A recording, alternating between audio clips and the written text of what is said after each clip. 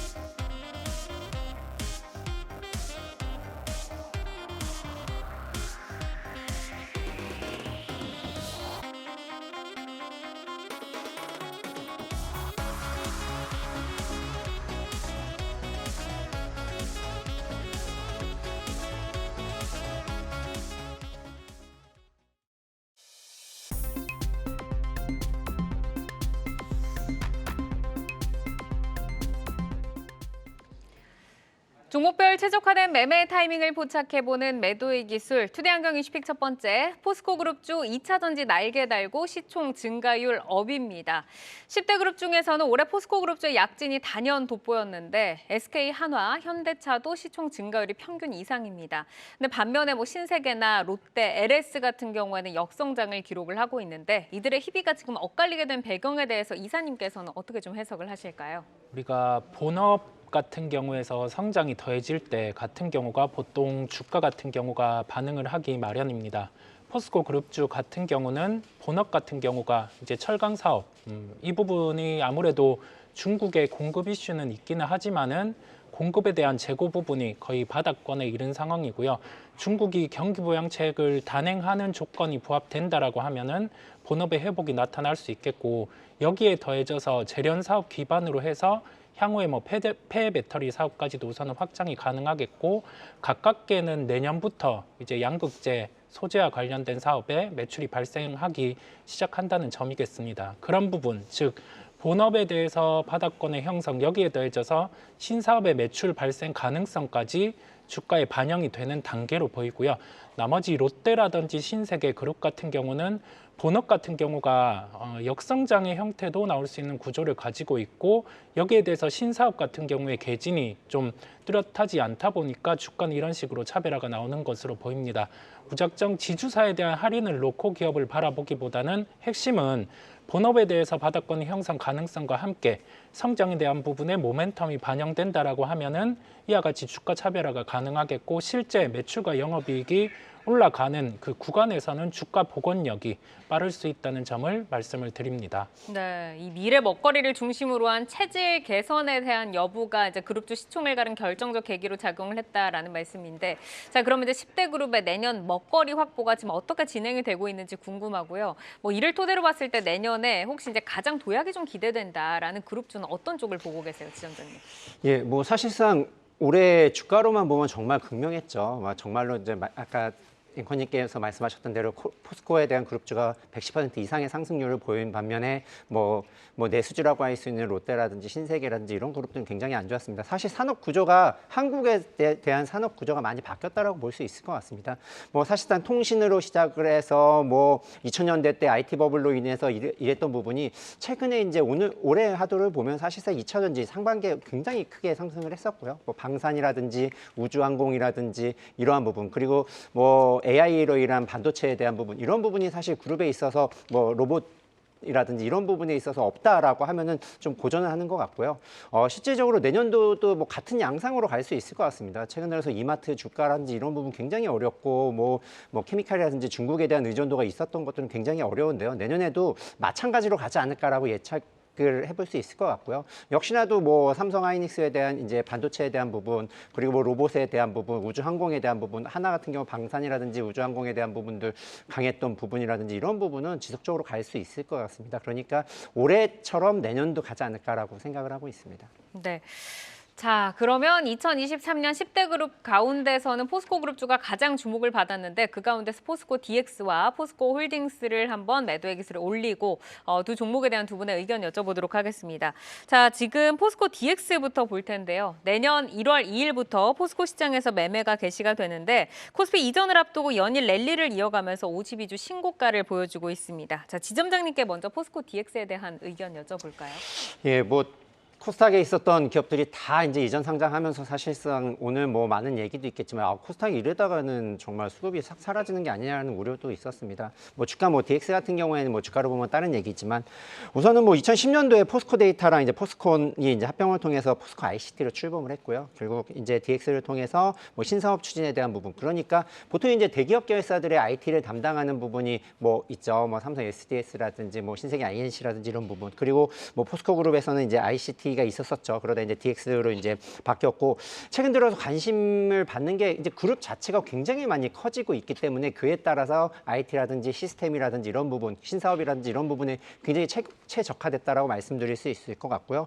뭐 최근에 화두죠. 스마트 팩토리라든지 뭐 전기차 충전 서비스라든지 스마트 물류에 대한 부분, 결국 그룹 내에서도 커지는 부분 그룹에도 적용이 되지만 실질적으로 글로벌로서 이제 선두권으로도 갈 수 있을 만한 도약을 할 수 있고 레퍼런스가 굉장히 많이 뭐 쌓이는 부분이 있어서 회사 자체적으로 성장성에 있어서 문제가 없어 보입니다. 다만 최근 급등에 따른 뭐 차익성 매물이 나올 수 있긴 하지만 실질적으로 ETF라든지 이런 상장에 대해서 수급도 굉장히 좋아지는 부분이 있어서 단기적으로는 좀 부담이 될 수 있지만 장기적으로는 좀 더 집중해서 이제 좀 우상향을 계속 그리지 않을까라고 예상해 볼 수 있을 것 같습니다. 네, 이성우 이사께서도 지금 고사인을 주셨는데, 포스코 DX가 지난해 말에 9,500억 원에 불과했던 시총이 현재는 10조가 넘습니다. 이제 코스피 이전을 앞두고 있고 최근에 그룹준에서는 탄력이 가장 좋은 모습을 보이고 있는데 코스피 이전으로 인해서 누릴 수 있는 효과 그리고 주가 선반영 정도에 대해서는 어느 정도까지 좀 볼 수 있을까요? 우리가 과거 패턴을 통해서 종목을 대입해보고 과거 패턴과 달라진 수급 양상까지 대입을 해봤을 때 종목의 추이를 파악이 가능한데요. 우선은 코스피와 관련된 이전 상장 부분, 그다음에 코스피 200의 편입 가능성까지 한번 대입을 해보도록 하겠습니다. 과거 종목들을 보면 SK 오션 플랜트 같은 경우는 이전 상장과 관련해서 직전 1개월에 14.38% 상승을 했었고요. BH는 동일 기간 19.83%, 그다음에 나이스 평가 정보는 21.33% 상승을 했었습니다. 그리고 나서 이전 상장 이후에 코스피 200의 편입 이벤트가 있고 그리고 나서 코스피 200에 편입되면 공매도가 가능했는데 지금 같은 경우는 공매도가 불가한 상황입니다. 그러면 포스코 DX의 시나리오를 그려보면 이전 상장 이후에 3월 코스피 200의 편입 가능성도 함께 열리게 됩니다. 그렇다 보니까 선제적으로 기금의 수급 같은 경우가 지금 유입되고 있는 상황이고요. 우리가 두산 로보틱스의 수급에서도 봤듯이 포스코 DX 같은 경우는 패시브 자금의 선제적인 기금 수급이 유입되는 이러한 수급이 연속된다라고 하면은 주가의 상단을 미리 예단하기보다는 수급부터 먼저 나타날 수 있는 점을 기억을 하시면 되겠습니다. 네, 오늘도 14% 오르면서 거래를 마쳤는데 특히 이제 그간 만성적인 적자를 기록을 해왔던 브라질 법인 100억 손실을 봤다고 전해졌는데 지난 3분기에 이제 매각을 했다라는 뉴스가 떴습니다. 자, 그럼 내년에는 어떤 성장 동력과 또 리스크 요인을 갖고 갈지 지점장님께 한번 여쭤볼까요? 예, 신성장 동력 다시 말씀드리면 최근 기사를 보면 아마 그게 보셨을 겁니다. 조선내화랑 합의 협력을 통해서 이제 산업용 로봇 자동화 시스템 개발인데 포스코 그룹이 아마 다 현대차도 그렇지만 제조업 기반에 있는 회사들이 이제 로봇 적용이 굉장히 좀 빠르게 적용될 것 같고 특히 포스코 같은 경우는 제철소 재선이라든지 제강이라든지 연주공정이라든지 이런 부분이 로봇 적용에 되게 좀 최적화됐다라고 말씀드릴 수 있을 것 같습니다. 당연히 산업용 로봇 중에서도 되게 극한의 환경 속에서도 있어야 되기 때문에 아마 사람이 하는 것보다 또 되게 위험하고 이런 부분을 로봇으로 대체한다는 부분에 있어서 이견이 없을 것 같고요. 이런 부분은 이제 빠르게 적용하고 있기 때문에 또 이러한 레퍼런스를 또 수출로도 적용할 수 있기 때문에 좀 강하게 좀 신성장 동력으로는 좀 괜찮다라고 볼 수 있을 것 같고요. 네. 리튬이라든지 니켈, 그리고 양극재, 음극재에 대한 2차전지 소재 생산에 있어서도 공장 자동화 설비에 있어서는 좀 많이 수출 굉장히 좀 많이 쌓여 있고요. 이러한 부분이 결과적으로 실적으로 나올 수 있고 이러한 부분 시스템으로도 시스템이라든지 자동화 산업용 스마트 팩토리를 좀 어느 회사보다도 좀 빠르게 이제 레퍼런스뿐 아니라 수주뿐 아니라 좀 선도해 갈 수 있지 않을까라고 보고 있고요. 결과적으로 인공지능 전문, 메타버스 적용 이런 부분을 통해서 먼저 도입을 하는 부분은 좀 성장 동력에 있어서 좀 선도해 있다라고 볼 수 있을 것 같습니다. 포스코 DX가 이제 오늘 신고가를 기록을 했고 새해부터는 이제 코스피에서 거래가 되는데 그간 보유하신 분들이라고 하면은 코스닥에서 코스피로 같이 좀 이사를 하면서 동행을 하는 건 좀 어떻게 보실지 궁금하고 지금 사실 3거래일 연속 굉장히 좀 많이 상승이 나왔잖아요. 신규 진입 자리에서는 어떨까요, 이사님? 우리가 신규 진입을 하시는 분들은 고려해야 될 게 보통 주가의 매수 타이밍입니다. 그런데 기술적인 측면에 봤을 때는 이격도가 벌어져 있는 상황이고 과이격 형태에 돌입을 했기 때문에 신규 매수는 조정을 기다려야 되는 구간, 이 밴드 상단이라든지 단기 입형의 주가가 붙는 구간을 활용해서 접근할 필요가 있고 그 조건과 함께 연금 수급이 빠지지 않는다는 하나의 수급 요건까지 같이 대입해서 볼 필요가 있겠습니다. 그리고 보유하고 계신 분들은 단기적인 조정이 출회될 수 있겠지만은 과거의 패턴과 함께 코스피 200의 편입 가능성까지 놔봤을 때는 목표가는 1차로 8만 원까지는 도출된다는 점을 함께 말씀을 드립니다. 네, 자 이어서 포스코홀딩스로 넘어가 보겠습니다. 3거래일 연속 하락세 이어가고 있는데 오늘도 1.4% 밀리면서 거래를 마쳤고요. 지난 주말 사이에 또 안타까운 화재 소식이 또 전해졌습니다. 두 분 다 여기서 고사인 주셨는데 이사님께 먼저 여쭤볼까요? 우리가 올해 화재 소식이 있었을 때는 공급 조절 요인이 되면서 주가가 빠졌다가 본업의 바닥을 형성을 하고 반등이 빠르게 연출이 되었습니다. 이번에는 다행히도 화재 같은 경우가 빠르게 마무리가 되었고 그런 상황 안에서 지금 철강 부분의 본업 같은 경우는 중국의 사이클을 볼 필요가 있고 여기 더해져서 2차 전지 소재 같은 경우는 봄 매출이 발생하는 시기를 볼 필요가 있습니다. 본업 같은 경우는 중국의 재고 조정이 1차적으로 나오는 단계고 여기에서 필요한 거는 수요의 회복인데 재고가 줄어든 부분 밴드 하단을 대입을 해봤을 때는 여기에서 본업이 나빠질 요인은 가능성이 매우 낮을 것으로 보이고요. 여기에 더해져서 올해 연말부터는 이제 광석 리튬 공장이 43,000톤 가동을 하는 부분이 반영이 됩니다. 그랬을 때 내년에 예상 영업이익에서 2차 전지 소재까지 대입을 해봤을 때는 실적적인 측면에서 우리가 이익 대비해서 시가총액 대입을 해봤을 때는 이제 거의 바닥권에 온 것으로 예상이 됩니다. 네, 포스코홀딩스가 이제 올해 또 2차 전지라는 새로운 날개를 덧붙여서 개인 투자자들의 많은 사랑을 받았는데 체질 개선에 이제 성공을 하면서 뭐 전문가들 사이에서 호평이 지속됐고 내년에도 뭐 포스코홀딩스 봐야 된다라는 얘기도 많았는데 지금 주가는 조금 이제 무색한 그런 상황인 것 같습니다. 전체적으로 2차 전지 업계가 다시 부활이 좀 살아나야지 주가도 갈 수 있을지 그 모멘텀에 대해서 좀 어떻게 보세요, 지점장님? 예, 뭐 이사님께서 되게 좀 정확하게 좀 설명을 해주신 것 같고요. 뭐 결과적으로 2차 전지 포스코홀딩스를 보려면 2차 전지랑 좀 흐름이 같다라고 볼 수 있을 것 같고 뭐 흐름이 굉장히 비슷하니까요. 뭐 아시는 것처럼 2차 전지를 투자하셨던 분들 같은 경우에는 작년에 올해 엄청 좋았다가 지금 계속 고전을 하고 계신데요. 결과적으로 속도의 차이인 것 같습니다. 추세는 추세고 앞으로 전기차가 굉장히 늘어나는 건 맞는데 그 과정에 있어서 주가가 너무 빠르게 좀 작용했다라고 볼 수 있을 것 같고요. 그렇다면은 이러한 속도 조절이지만 추세는 아직 변함이 없다라고 이제 전기차에 대한 부분은 변함이 없다라고 볼 수 있을 것 같고요. 그렇다면 주가는 당연히 많은 고정과 어려움이 있을 수 있습니다. 하지만 이런 추세에 따라서 뭐 시차의 차이지만 결과적으로 올라가지 않을까라고 보고 뭐 최근 들어서 많이 얘기하는 것들이 과연 이제 극한의 환경 속에서 자꾸 배터리에 대한 용량이라든지 아니면 이제 성능에 대한 문제 뭐 그리고 지금 불편함 때문에 뭐 속도는 늦어지긴 하겠지만 그리고 리튬 가격 급락에 따른 이러한 우려가 있겠지만 결과적으로 향후에 뭐 전기차로서의 전환은 어쩔 수 없는 시대적 흐름이다라고 볼 수 있을 것 같고요. 말씀하셨던 대로 철강에 대해서도 우선 바닥을 찍은 것 같고요.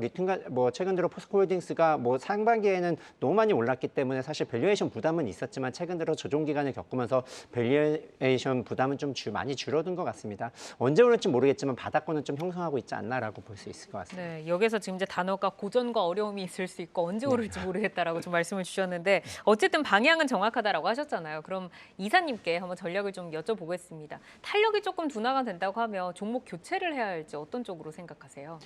종목 교체에 대한 부분보다 아마 포스코홀딩스 같은 경우는 기간을 좀 중장기로 놓고 보유하고 계신 분들이 많을 것 같습니다. 그러면 2차 전지 소재는 리튬 가격의 반등의 확인이 필요한데 중국 쪽부터 재고가 좀 쌓여온 부분이 있습니다. 10월까지의 데이터를 대입을 해보면 중국의 전기차 생산 증가율은 한 36%대, 그 다음에 이 리튬의 생산 증가율은 41에서 2%대입니다. 그 부분에 대한 갭이 10월까지는 타이트하게 이제는 가까워진 상황이고요. 전기차 생산 증가율이 이 소재 생산 증가율보다 역전 현상이 나타날 때는 리튬 가격이 이제는 좀 정상화가 될 것으로 보입니다. 그 데이터가 이제는 임박한 상황이다 보니까 내년 초 같은 경우 이 역전 현상을 기반으로 해서 리튬 가격 같은 경우가 바닥을 잡고 올라가는 현상이 나타날 수 있어요. 그랬을 때는 2차 전지 소재에 대한 밸류가 반영될 수 있는 구간이기 때문에 시가총액 기준으로 봤을 때는 50조, 가격으로는 60만 원을 목표가로 제시해 드립니다. 네, 알겠습니다. 자, 이어서 바이오주 넘어가 보겠습니다. 바이오주의 따뜻한 온기를 넘어서 정말 강력한 햇볕이 지금 찾아들고 있는 것 같은데 뭐 글로벌리하게 금리 인하 시기에 또 수혜주로 지금 부각이 되기도 하고 항암, 뭐 비만, 치매 치료제까지 시장이 확대가 되면서 주목을 받고 있는데 이 카테고리별로 그 시장의 규모라던가 성장세가 좀 다르잖아요. 어떻게 좀 전망을 하세요? 바이오 같은 경우에는 이게 과거에 이제 최근 기사 보면은 뭐 2년의 사이클이 있었다, 3년의 사이클이 있었다, 올해는 반등한다라고 했던 게 벌써 1년 넘고 뭐 한참 기다렸던 것 같습니다. 네. 하지만 이제는 좀 되지 않을까라고 이제 내년에 조심스럽게 예측할 수 있는 거는 뭐 다 아시는 것처럼 뭐 금리 사이클이 내려갔다. 지금 아직까지는 되게 좀 고금리에 있거든요. 사실상 시장금리랑 기준금리랑에 대한 차이는 분명히 있어서 시장금리가 빠르게 작용을 해서 좀 많이 내려온 부분은 뭐 바로 적용되겠지만 실질적으로 금리 인하 시점은 매크로적인 환경에서 내년 3월이냐 6월이냐 IB 중에 제일 세게 보는 데가 8번 내리겠다라는 부분이고 뭐 연준은 3번 내리겠다라는 거거든요. 네. 결과적으로 내리는 거는 뭐 다들 대동소이하게 얘기를 하고 있고 그렇다면 성장주에 대한 상승 그리고 또 특히 이제 바이오에 대한 상승에 대한 주변 여건은 마련이 됐다라고 볼 수 있을 것 같고요. 최근에 이제 IB 업계라든지 이런 데 봤을 때 시장은 이제 AI 관련된 바이오만 연결돼서 투자가 많이 받았고 실질적으로 신약에 대한 부분은 계속 투자를 받지 못하고 굉장히 어려운 시기를 겪었고 이제 자금 유입이 안 됐다는 거거든요. 뭐 바이오의 특성이 결과적으로 신약이 나와서 판매되기 전까지는 뭐 10년, 20년을 걸쳐서 연구비만 계속 지출만 있는 부분이기 때문에 금리에 아주 취약한 부분이 있습니다. 뭐 오늘 뭐 이따가도 말씀드리겠지만은 이제 레오켄 바이오뿐 아니라 최근 들어서 알테오젠 그리고 뭐 한올 바이오 그리고 에이비에 바이오 최근 들어서 대장주라고 할 수 있는 부분이 상승 추세로 전환됐다라는 건 뭐 한참 전인 얘기지만 이제 큰 의미가 있었다라고 보고 있기 때문에요. 내년에는 아마 이렇게 선두권들이 앞에서 치고 나가고 뒤에 후발주자들이 그래도 좀 더 뭐 투자를 좀 받으면서 좀 따라가지 않을까라고 예상해 볼 수 있을 것 같습니다. 네. 바이오주가 사실은 뭐 성장이냐 그 또 실적이 나오지 않는다 뭐 이런 데서 이제 주가 변동성이 확대가 되면서 말씀 주신 대로 이제 투자자들이 종목 선별하는 데도 어려움이 있고 그리고 그동안 좀 많이 쉬었는데 자 그러면 여기에서 10만큼 더 올라갈 수 있을지 어떻게 좀 종목을 선별을 하고 매매 타이밍 가져가는 게 좀 효과적일까요, 이사님? 보통 우리가 JP모건 컨퍼런스 이전이죠. 12월에서 1월 구간에는 기술 수출 기대감이 있는 종목들, 실제 기술 수출이 나올 수 있는 종목들이 먼저 거래 대금에 티를 내면서 주가가 오르는 경향이 있고요. 여기에 더해져서 실제 JP모건 컨퍼런스에 참여하는 기업들 같은 경우도 미리 주가가 강한 경향이 있습니다. 실제 참여하는 기업들은 좀 세론 현상이 나타나는 경우도 있지만은 이번에는 또 금리 인하기를 앞에 두는 단계다 보니까 결이 달라질 수 있을 것 같습니다. 실적을 추구하는 기업들을 좀 추종하는 그런 투자자분들은 뭐 SK바이오팜이라든지 셀트리온 그룹 같은 경우를 좀 선호할 수 있겠고요. 여기에 더해져서 지금 기술 수출이라든지 로열티 구조가 바뀔 수 있는 기업들은 뭐 레고캠 바이오가 오늘 에로가 나왔고 네. 여기에 더해져서 뭐 ABL 바이오라든지 에이비온 아니면 여기에 더해져서 알테오젠 이런 기업들 같은 경우가 추가로 좀 상승할 수 있는 여력이 있는 기업이라는 말씀을 드릴 수 있겠습니다. 네, 방금 전에 또 언급을 해주신 또 레고캠 바이오 그리고 펩트론에 대해서 오늘 또 매도의 기술을 올리고 두 분의 의견 여쭤보도록 하겠습니다. 자, 지금 들어온 사인을 보니까 여기에서 스탑이 하나 켜졌어요. 레고캠 바이오의 이성우 이사께서는 이제 스탑, 재료 노출인지 한번 어떤 의견을 갖고 계시는지 한번 들어보겠습니다.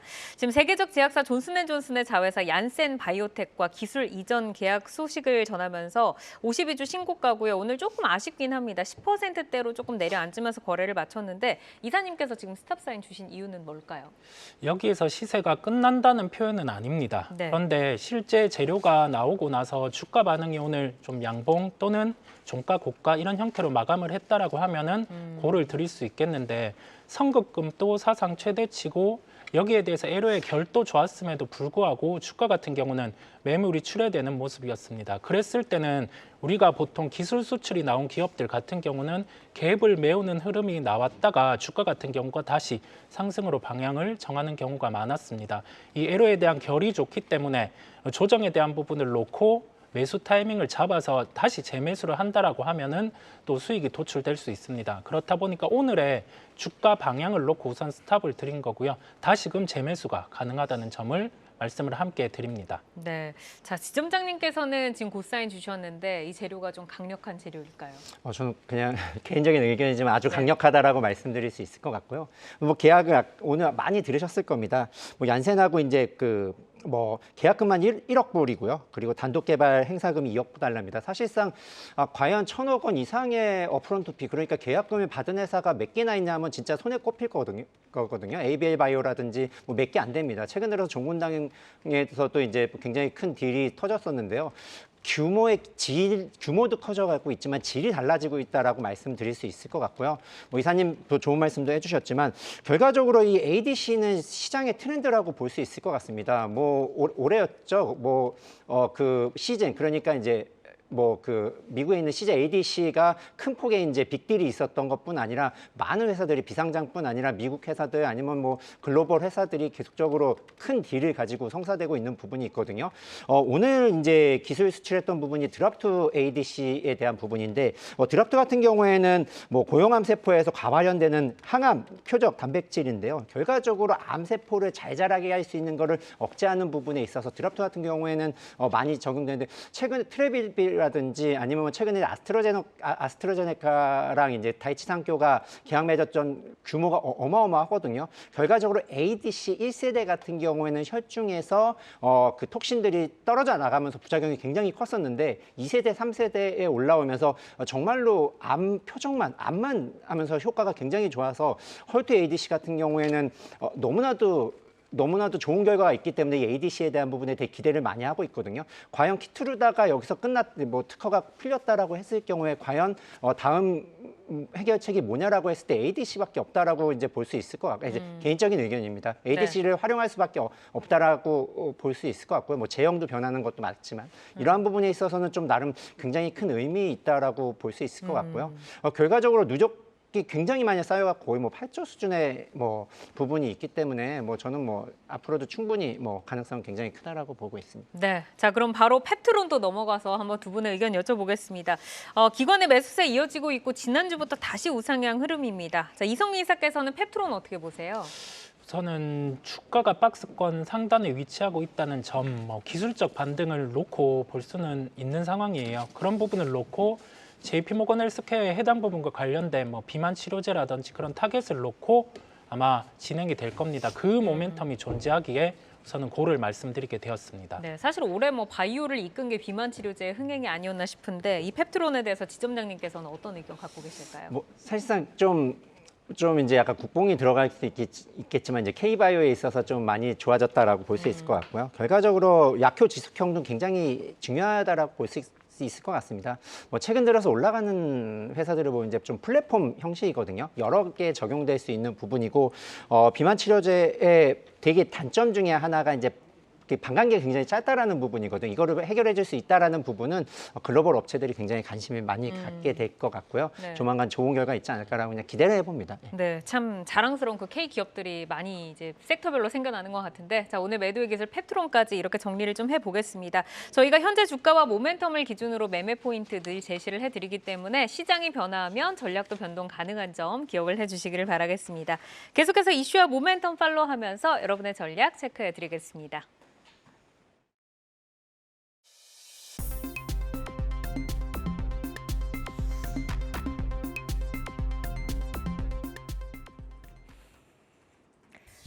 장 마감 후 4시부터 6시까지 진행되는 시간의 투자 리그, 시간의 거래 동향 만나보는 이 시각 시간의 단일가입니다. 정규장 마감 후 오후 4시부터 6시까지 10분 단위로 시간의 단일가 거래가 이뤄지는데요. 시간의 주요 종목 등락률 실시간으로 생생하게 전달해 드리겠습니다. 그럼 이 시각 시간의 단일가 코스피 상승률 상위부터 살펴보시죠. 네, 코스피에서는 윌비스, 한창, 그리고 갤럭시아 SM이 상승률 상위단에 자리하고 있습니다. 외국인의 집중 순매수에도 갤럭시아 SM 최근 우하향 추세인데요. 오늘 아랫골이 달면서 보합으로 마감한 만큼 그 에너지 이어가면서 3% 강세 보여주고 있습니다. 또 자동차 부품 회사인 대원강업도 3%대 강세 보여주고 있고요. 상장 첫날 상한가를 기록했지만 상장 2거래일째 16% 급락하면서 마감한 DS단서 시간에서 반등에 성공하며 3%대 빨간불 켜고 있습니다. 계속해서 코스닥 상승률 상위로 넘어가 볼까요? 네, 코스닥에서는 이미지스가 9% 강세를 보이면서 출발하고 있습니다. 실시간 다중 촉각 감지 시스템 개발로 주목을 받은 바 있습니다. 하지만 오늘 6거래일 만에 하락 전환한 모습인데요. 하지만 시간에서 반등에 성공하면서 탄력적으로 상승하고 있습니다. 4,100원 선 지나가고 있고요. 또 대성 하이텍도 4% 강세를 보여주고 있습니다. EM넷도 살펴볼까요? 네이버의 새로운 게임 스트리밍 플랫폼이죠. 치지직이 돌풍을 일으키고 있습니다. 전체 매출의 65%를 네이버를 통해 발생하고 있는 EM넷. 오늘 주목받으면서 11% 급등을 했는데 그 기세 이어가면서 5% 가깝게 상승하고 있습니다. 이번에는 코스피 하락률 상위 보겠습니다. 네, 코스피 하락률 상위단에는 대부분 정치 테마 인맥주들이 올라와 있습니다. 한동훈 전 법무부 장관이 국민의힘 비상대책위원장으로 공식 임명이 됐죠. 그리고 내년 총선에는 출마를 하지 않겠다 밝히면서 오늘 굉장히 큰 변동성을 보이고 대부분 급락 마감을 했는데요. 시간에서 추가적으로 더 하락폭이 깊은 모습입니다. 태양금속 우선주가 6%, 대상홀딩스도 6%, 체시스와 태양금속도 3에서 4%대 약세 흐름 가져가고 있습니다. 마지막으로 코스닥 하락률 상위도 살펴볼까요? 네, 코스닥 역시 정치 인맥 테마주들이 하락률 상위단에 올라와 있습니다. 와이더 플레이는 오늘 강보합에 마감을 했지만 5% 넘는 하락 보이고 있고 정치 인맥주 중 19% 상승으로 강한 모습 보였던 원익큐브 역시 4% 넘게 하락하면서 약세로 전환한 모습 확인이 되고 있습니다. 이렇게 이 시각 시간의 단일가 살펴봤는데요. 시간의 단일가 매매는 오후 6시까지 10분 단위로 매매가 체결됩니다. 모멘텀과 거래량 등 꼼꼼히 살펴보시고 시간에서도 성투 전략 세워가시길 바랍니다. 시간의 단일가 거래 동향, 잠시 후 시간의 단일가 특징주를 통해서도 확인하실 수 있습니다.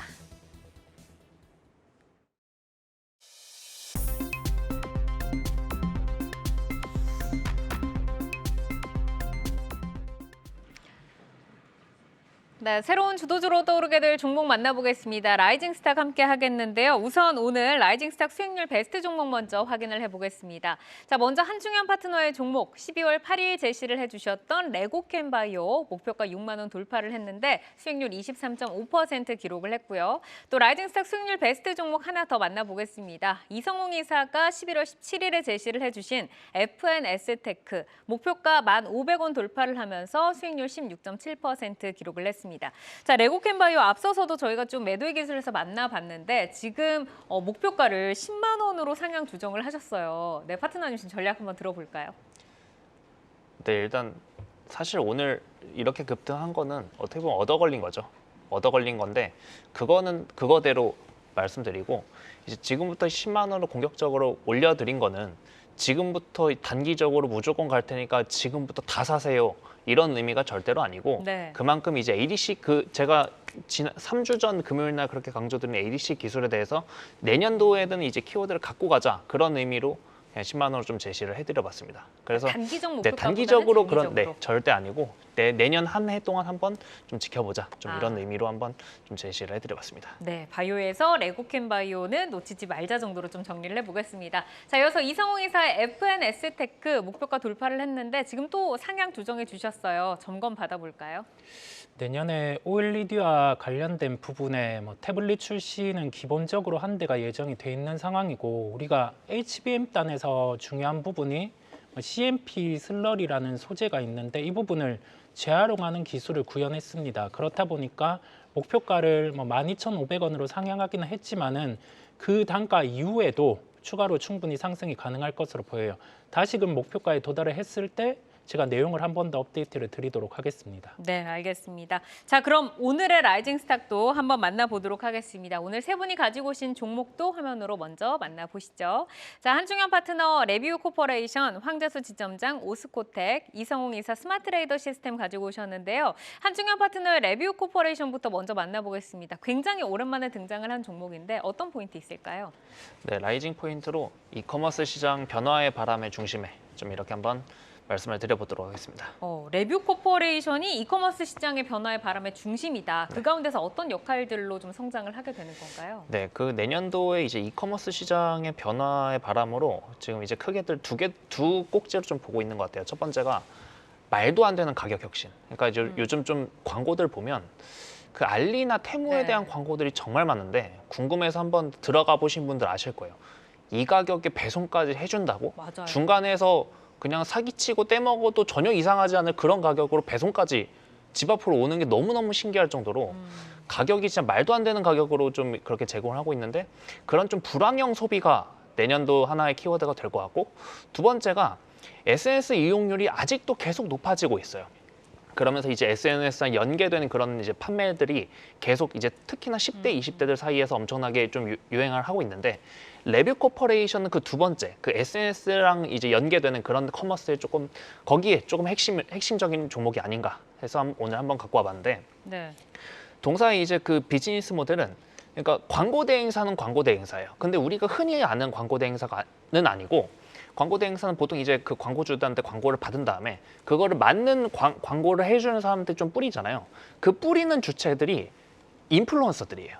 인플루언서 광고를 받아서 인플루언서들한테 쭉 뿌리고 그 중에서 이제 단가 맞고 괜찮은 광고 퀄리티 있는 사람들이랑 광고주랑 매칭을 시켜주는 어떻게 보면 좀 그런 플랫폼 역할을 하는데 그러다 보니까 이게 이런 비즈니스가 일단은 증시에도 없었을 뿐더러 그게 되게 생소했을 뿐더러 그래서 상장 당시에는 이게 좀 되는 건가? 다들 좀 퀘스천 마크가 있기도 했었고 마침 또 최근에 그 상장했을 때 그때 한창 시장이 또 폭락하던 시기였었어요.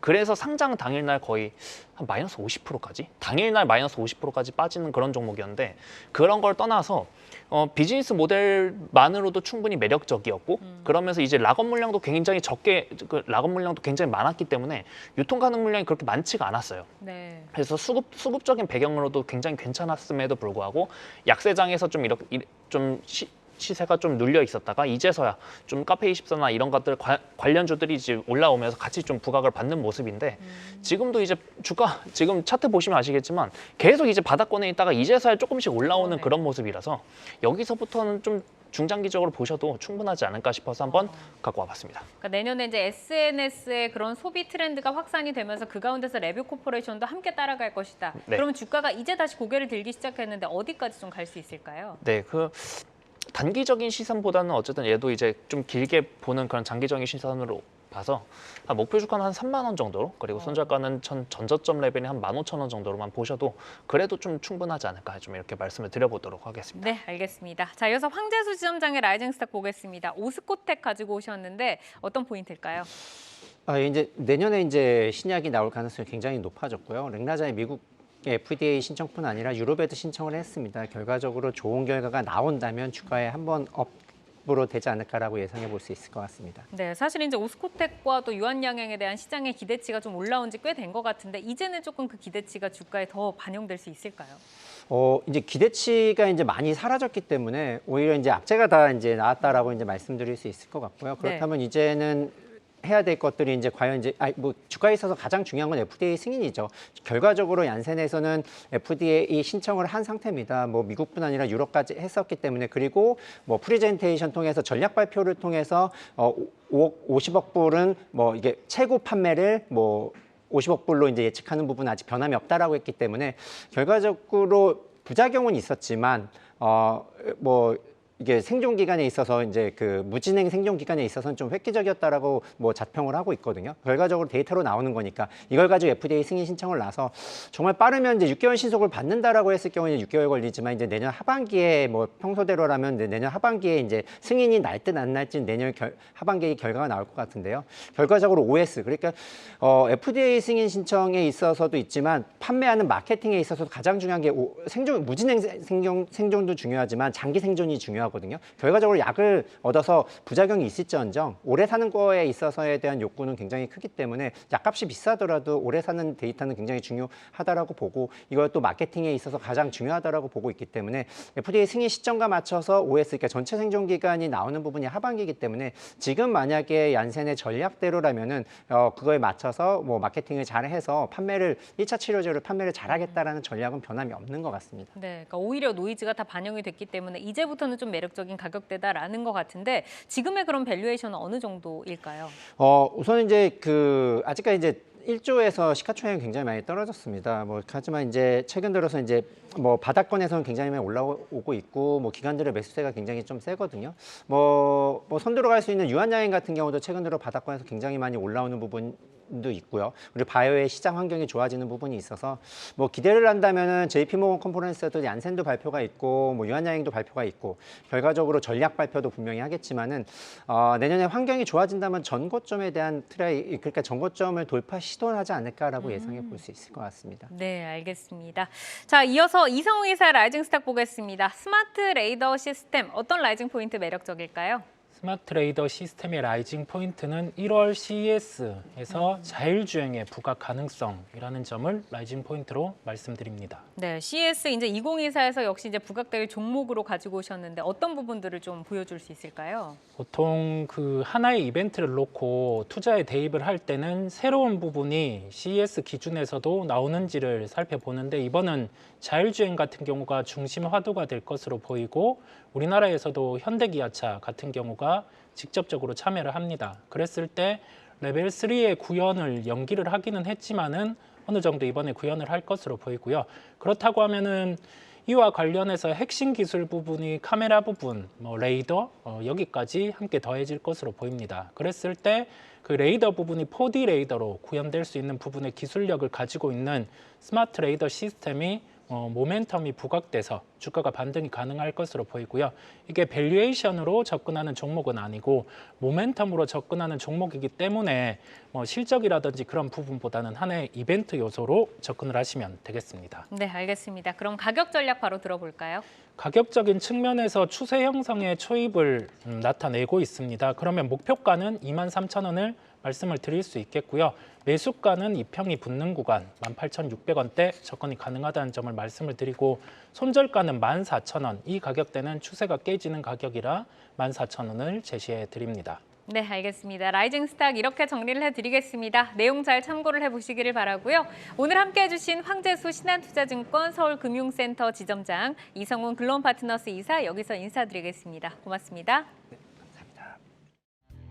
시간의 단일가 거래 속 특징주들을 따라가 보는 시간의 단일가 특징주 탑5입니다. 시간의 단일가 거래는 내일장까지 연결돼 움직이는 종목들이 많은데요. 오늘 함께 하시면서 매매 전략에 잘 활용해 나가시길 바랍니다. 그럼 5위부터 확인해 볼까요? 5위는 DTNC입니다. 한동훈 전 법무부 장관이 국민의힘 비상대책위원장으로 공식 임명이 됐고 내년 총선에는 출마하지 않겠다 밝히면서 관련 테마주 변동성이 컸습니다. 대부분 급락으로 마감을 했지만 DTNC 28%의 강한 불기둥 유지하면서 마감을 했고요. 관련주들의 시간의 하락에도 불구하고 빨간불 켜고 있습니다. 1.12% 상승하며 상한가 부근에 들어가 있네요. 4위는 와이즈버즈입니다. 온라인 광고 대행 업체인데요. 지난 21일 상한가 이후 10% 가깝게 조정을 받았지만 오늘 다시 17% 급등세를 연출했습니다. 시간에서도 에너지 이어가나 싶었지만 이내 약세로 전환되면서 3% 넘게 하락하고 있네요. 3위 만나보겠습니다. 갤럭시아 머니틀인데요. STO 가상화폐 관련주로 최근 돌풍을 일으키며 급등했지만 쉬어가는 조정 국면에 들어가면서 우하향 추세입니다. 오늘도 1% 약세로 마감을 했지만 시간에서 관련주들 함께 거래량 동반하면서 움직이고 있는데요. 3.5%까지 상승률 끌어올리고 있습니다. 2위는 DS 단석이 차지했습니다. 상장 첫날 상한가를 기록했지만 상한가가 무색하게 상장 2거래일째 16% 급락세로 마감했습니다. 하지만 시간에서 반등에 성공하는 모습인데요. 1.6% 상승하고 있습니다. 관련 내용 잠시 후 짚어보고요. 대망의 1위 확인해 볼까요? EM넷이 1위를 차지했습니다. 네이버의 새로운 게임 스트리밍 플랫폼 치지직이 돌풍을 일으키고 있습니다. 이에 전체 매출의 65%를 네이버를 통해 발생하고 있는 EM넷이 주목받으면서 오늘 11% 상승으로 마감을 했는데요. 그 기세에 이어가면서 시간에서도 강한 빨간불 켜고 있습니다. 8% 상승하고 있네요. DS 단석 좀 더 자세히 진단해 보겠습니다. 상장하자마자 변동성이 조금 커지는 분위기인데요. 수급 흐름에 있어서 어떤 점을 경계해야 할지 또 어떤 선을 기준으로 대응해 나가면 좋을까요? 네, 오늘의 사실 시장의 주도주였을 겁니다. 어떤 의미로 주도주였냐면 이제 코스피 종목인데 오늘 코스피 거래 대금이 한 9조 4천억, 5천억 그쯤 됐었는데 그 중에 DS 단석이 얘 혼자만 그 거래 대금이 한 1조 6천억 정도? 거의 이제 한 20%가 조금 안 되는 거의 그런 엄청난 수치죠. 그 거래 대금을 다 빨아갔는데 이제 차트 보시면 아시겠지만 아마 오늘 보신 분들 다들 아셨을 거예요. DS 단석이 이제 따따상해서 금요일날 마감을 했고 오늘 이제 급등 출발해서 추가적인 급등을 한 다음에 그 다음에 확 빠졌다가 다시 한번 오면서 이제 다시 쭉 빠지는 그런 모습 보였는데 DS 단석은 아마 제 방송이나 채널 많이 보신 분들은 아시겠지만 이거는 이제 상장 전에 일단 청약단에서부터 이제 갖고 있는 돈 다 풀 청약 넣었어야 되는 그런 종목이었고 상장 당일에도 그냥 좀 질러봤어야 됐을 그런 종목이었지만 상장 당일날 따따상에 성공을 하면서 그때부터는 이제 밸류에이션 매력이 아예 사라졌었거든요. 그러면서 이제 그럼 남은 건 수급 매력인데 수급 매력이 이번 주까지 좀 갈까 말까 그게 되게 중요한 포인트였잖아요. 근데 내일 배당락일 앞두고 오늘 조금 시장이 좀 지지부진하면서 결국 이제 수급 모멘텀들이 조금 소멸되는 그런 국면이었는데 이런 종목들 좀 한편으로는 조심하자는 말씀을 드려보고 싶어요. 그러니까 무작정 지금 시장이 무작정 여기로만 좀 돈이 몰리니까 여기서 더 갈 거야. 막연한 그런 생각보다는 그래도 지금 이 종목이 그 밸류에이션 레벨은 어디쯤에 있는지 그래서 지금이 물려도 밸류에이션을 좀 따져보면서 그런 플레이를 할 수 있는지 아니면 물리면 바로 정리를 해야 되는지 이런 것들도 같이 고민을 해보시면서 좀 플레이를 해야 될 것 같고 두 번째로 말씀드리고 싶은 거는 제가 이것도 채널을 통해서 여러 번 말씀드렸지만 항상 연말이랑 연초에 이제 있는 그 신규 상장주들을 항상 좀 잘 보셔야 돼요. 왜냐하면 그 연말이랑 연초, 그러니까 마무리와 시작의 그런 상징성이 증시에서 엄청 크거든요. 그런 것들이 이제 연말 효과, 연초 효과보다 오히려 더 큰 쪽이 이런 신규 상장주기 때문에 지금부터 보셔야 될 거는 DS 단석이 아니라 내년 1월 처음에 첫 상장하는 그런 종목들, 첫 청약하는 그런 종목들 위주로 좀 보시는 게 어떨까? 좀 이렇게 한번 말씀을 드려보도록 하겠습니다. 네, DS 단석은 상장 첫날 따따블에 가면서 밸류에이션 매력이 이미 사라졌고 또 수급 매력도 소멸되는 국면이라서 조금은 보수적으로 조심스럽게 바라봐 주셨고요. 오히려 내년 초에 있을 IPO 종목에 주목해보자 이런 의견 주셨습니다. 이어서 오늘장 특징주로 LS 머티리얼즈 보겠습니다. 한중현 파트너가 지난주 연말 승부주로 제시해주신 라이징 스탁인데요. 이후 목표가 5만 원을 돌파한 후 급격한 하락세가 연출되고 있습니다. 오늘은 9%대 급락을 했는데요. 현 시점에서 전략 다시 한번 점검 받아볼까요? 네, 이것도 지난주에 나와서 딱 5만 원을 제시를 해드렸는데 정말 공교롭게도 방송에서 화요일 날 나왔고 수요일 날 5만 원에 딱 도달한 다음에 그대로 좀 빠지는 그런 모습이었습니다만 제가 지난주 화요일에도 강조드렸던 부분 LS 머티리얼즈 만약에 승부 보실 분들은 보시되 이거는 해가 넘어가지 않기를 바란다. 좀 이렇게 좀 강조를 드렸는데 그 부분 좀 고수를 하겠습니다. 특히나 내일이 좀 중요해요. 내일이 이제 배당락일이자 LS 머티리얼즈의 15일짜리 락업이 해제되는 날이거든요.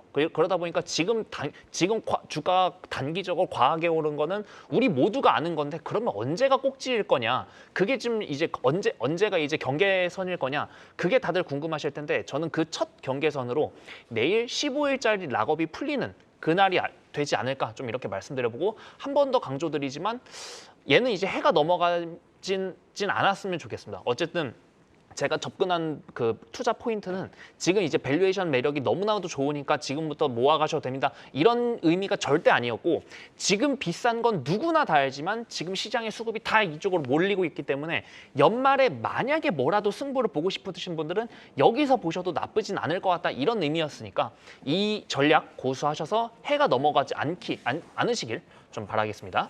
네, 일부 락업 물량 해제를 앞두고 있는 만큼 기존에 주셨던 해가 넘어가지 않기를 바란다는 의견 고수해 주셨고요. 이어서 아프리카 TV도 보겠습니다. 트위치 1위 스트리머 우악굿의 이적설에 급등을 했습니다. 향후 네이버와의 경쟁에서 이 트위치 스트리머의 흡수율이 주요 관건이 될 것 같은데요. 아프리카 TV의 강점은 무엇이라고 보시는지 또 추가 상승 여력 어떻게 보실지 짧게 들어볼까요?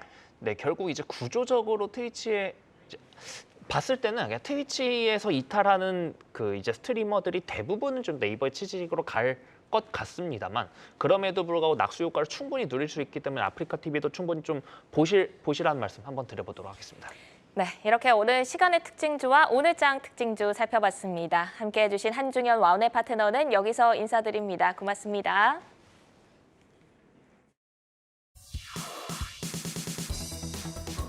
글로벌 증시 브리핑 전해드립니다. 연말과 홍콩 휴장을 맞아 수급이 제한적인 중화권 증시입니다. 보시면 상해지수가 다시금 2,900선을 하회했는데요. 상해가 0.6% 하락, 선전이 1%대 급락세 보였습니다.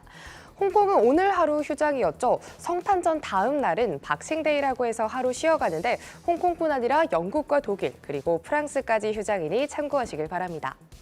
나스닥 선물지수 체크해보도록 하겠습니다. 이 시각 현재 소폭의 상승세 보이고 있습니다. 0.3% 상승 보여주고 있습니다.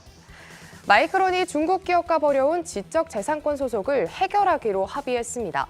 이번 합의는 중국이 지난 5월에 사이버 보안 문제로 마이크론 제품에 대한 금지 조처를 내린 지 수개월 만에 나온 건데요. 이번 소송을 신호탄으로 미중 관계가 조금은 개선될지 잘 지켜보시면 좋겠습니다. 이번 주에는 시장이 민감하게 받아들이는 고용이나 물가 지표는 발표되진 않는데요. 그래도 오늘 밤에 미국에서는 12월 댈러스 연운의 제조업 지수와 10월 주택가격 지수가 발표됩니다. 지금까지 글로벌 증시 브리핑 이마영이었습니다. 투데이안경 코리아마켓 저희가 준비한 소식은 여기까지입니다. 오늘도 함께해 주신 여러분 고맙습니다.